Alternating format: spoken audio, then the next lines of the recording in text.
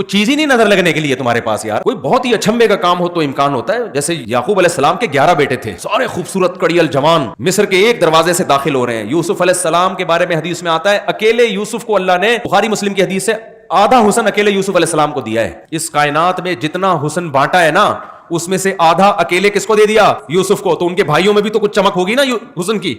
इतने हसीन लंबे लंबे 11 बेटे जब एक बाप के एक दरवाजे से दाखिल होंगे तो नजर लगना समझ में आता है। इसलिए याकूब अलैहिस्सलाम ने फरमाया मुतफर्रिक दरवाजों से दाखिल होना। फिर भी अल्लाह से तौबा इस्तिगफार किया कि जो अल्लाह चाहेगा होगा वही। सिर्फ एक असबाब के दर्जे में एहतियात कर रहा हूं। आज 11 बेटे होते किसके हैं? एक आध दो बच्चा, उसको नजर लगने का कोई खतरा, वो नजर लगे थे तो 2 रह गए थे। फिर वो हुस्न जमाल होता है। बर्गर खिला खिला के तो बच्चों को मोटा किया जा रहा है। उसमें वो पर्सनैलिटी नहीं होती, कोई शख्सियत नहीं होती, वहम। औरत को हुस्न की नजर लग रही है, बच्चों को किसी ने थोड़ी सी तारीफ कर दी, कितना प्यारा बच्चा है, एकदम इसको नजर लग गई। इतना ज्यादा वहम की दुनिया में भाई मुसलमान धंसता चला गया है।